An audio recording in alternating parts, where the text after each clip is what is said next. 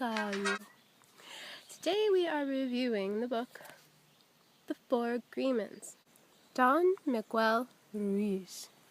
I really like the book. I give it as many stars as it can handle. And I'd like to go over the Four Agreements.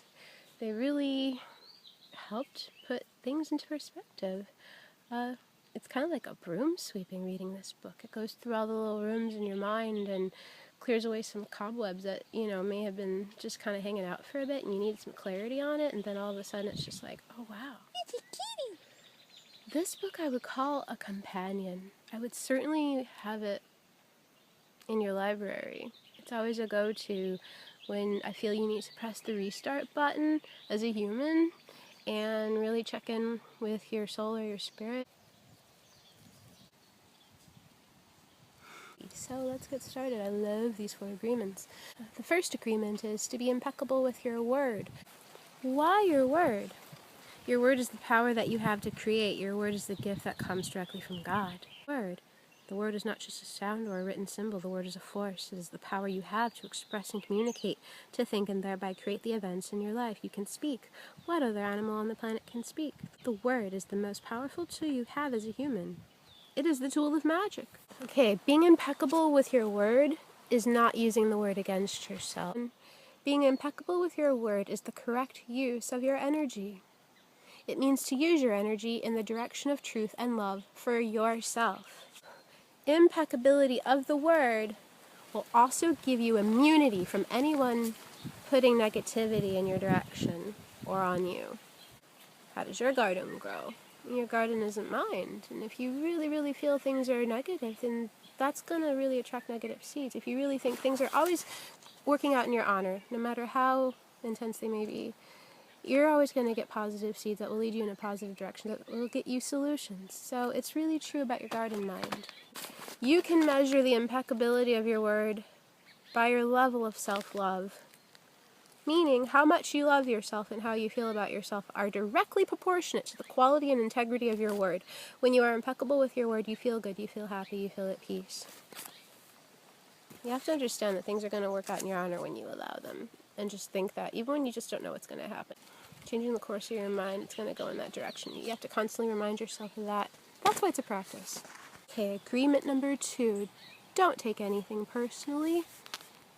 Everybody's beliefs are their own, and whatever they say to you comes from them, comes from their mind, comes from their brain, comes from their perspective. Do you think that is true of you? Only if you agree with it. Can you prove that it's not true? I'm sure you can. As soon as you agree with what someone says, the poison goes through you and you're trapped in the dream of hell, Even when a situation seems so personal, even if others insult you directly, it has nothing to do with you. What they say, what they do, and the opinions they give are according to the agreements they have in their own minds. Their point of view comes from all the programming they received during their domestication. So, nothing other people do is because of you. It's only because of themselves, because everybody lives in their own dream, and what they project onto you just comes from them. So don't accept what you hear at all times, especially if it's negative. Know yourself. Know yourself. If you eat up their emotional garbage, then it becomes your emotional garbage. But if you don't take it personally, you are immune. Also, don't take it personally, the voices in your head. And there's so much going on in the mind that's so complex and beautiful. But don't take personally anything in your mind that is causing you hurt or distress. Just say no thank you. If someone's not treating you with love or respect, it is a gift that you walk away from them if they don't walk away first. So the third agreement is do not make assumptions about things. We have the tendency to make assumptions about everything. The problem with making assumptions is that we believe they are the truth. We could swear they are real. We make assumptions about what others are doing or thinking. We take it personally. Then we blame them and react by sending emotional poison with the word. That's why whenever we make assumptions, we're asking for problems. We make the assumption, we misunderstand, we take it personally, and we end up creating a whole big drama for nothing. All the sadness and drama one has ever lived in their life was rooted in making assumptions and taking things personally. Sometimes you think people know what you're thinking, but they don't. You have to communicate to them. Nobody's a mind reader. Are you a mind reader? Hey, there's empathy. Are you a mind reader? We also make assumptions about ourselves, thinking and believing things that are not even true about us.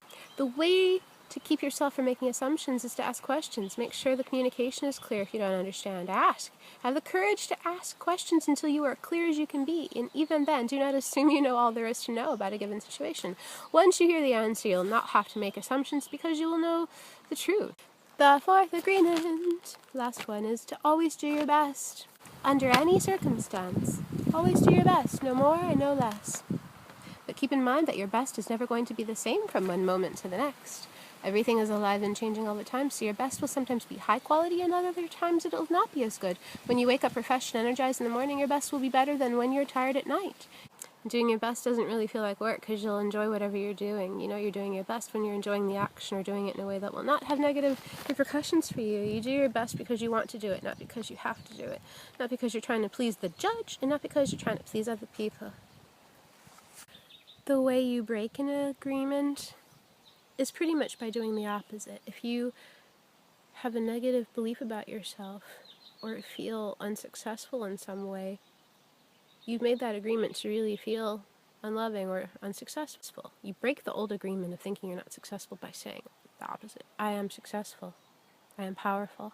I love myself. So you make a new agreement. And yeah, sometimes those old voices are going to pop up and you can't take those personal. And you have to keep going and being impeccable with your word and doing your best and loving yourself and saying, I am successful.